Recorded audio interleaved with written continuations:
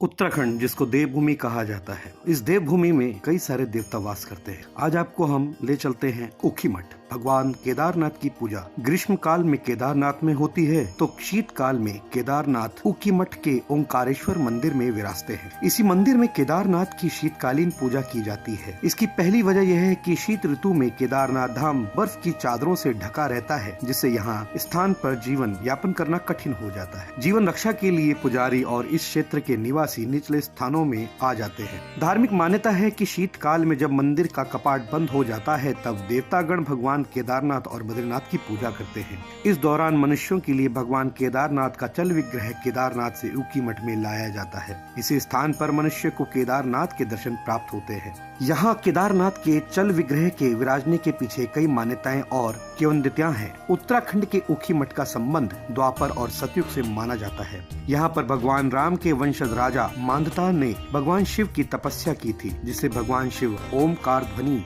स्वरूप में प्रकट हुए थे। इसलिए यह स्थान ओंकारेश्वर के नाम से भी जाना जाता है। ऊखीमठ के ओंकारेश्वर में ही शीतकाल में भगवान केदारनाथ और मदमहेश्वर नाथ शीतकाल में विराजते हैं। द्वापर युग में भगवान श्री कृष्ण के पौत्र अनिरुद्ध और उषा की प्रेम कहानी का भी संबंध इस स्थान से जुड़ा हुआ है। कहते हैं यहीं पर भगवान शिव और कृष्ण के बीच युद्ध हुआ था, जब बाणासुर ने अनिरुद्ध को बंदी बना लिया था। यहाँ पर बाणासुर की रक्षा के लिए भगवान शिव प्रकट हुए थे।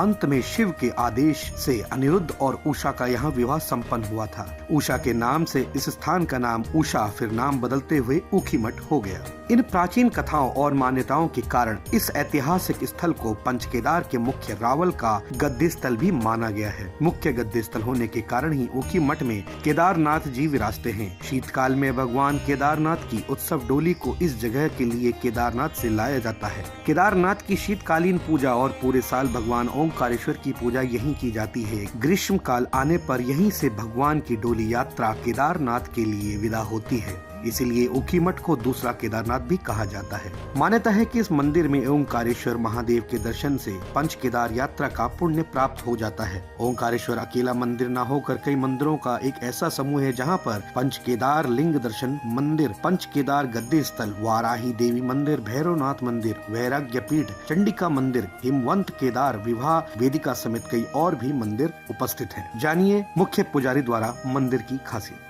यहाँ पर हमारे साथ मंदिर के मेन पुजारी गंगाधर जी जुड़ रहे हैं हमारे साथ में। हम जानना चाहेंगे पंडित जी कि ये मंदिर कितना पुराना मंदिर है और क्या क्या इसमें खासियत है। कहते हैं बाबा केदारनाथ भी यहाँ पर 6 महीने रहते हैं, तो बताएंगे इसके बारे में। ये ऊखीमठ ओंकारेश्वर मंदिर है। राजा मांधाता की तपोक क्षेत्र है। राजा मांधाता बड़ा चक्रवर्ती सम्राट था। उसको चौथा अवस्था में वैराग्य बगे सभी राजपाट छोड़ के इसी क्षेत्र से भगवान शंकर का एक ही पाव में कई साल तक कठोर तप साधन करने से भगवान शंकर को ऊपर प्रसन्न होकर साक्षात ओम रूप में प्रकट होते थे। मेन मंदिर ओंकारेश्वर मंदिर है।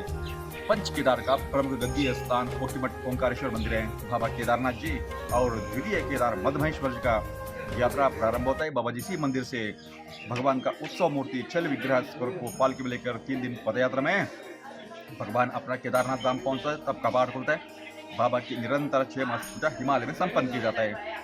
दीपावली होने के बाद भैया दूज दिन कपाट बंद होने के बाद भगवान केदारनाथ जी का उत्सव मूर्ति चल विग्रह को पालकी में लेकर 3 दिन पदयात्रा में आके ओंकारेश्वर ऊखीमठ में प्रवेश होकर बाबा की निरंतर 6 मास पूजा शीतकालीन पूजा संपन्न होता है। आप इस समय देख रहे हैं केदारनाथ जी और द्वितीय केदार मदमहेश्वर जी का आप दर्शन प्राप्त कर सकते हैं। एक ही टाइम पे ओंकारेश्वर मंदिर हो गए, बाबा केदारनाथ जी है, द्वितीय केदार मदमहेश्वर जी, अंदर बाबा केदार जी गद्दी स्थान है। उषा अनिरुद्ध का शादी का वेदी है। उषा बाणासुर का पुत्री था, अनिरुद्ध श्री कृष्ण का पौत्र था। ये दोनों को शादी संपन्न होता। माँ चंडिका मंदिर है। आप इस तरफ बाबा भैरवनाथ जी का मंदिर है, पंच केदार लिंग के स्वरूप है, और भराई मंदिर है।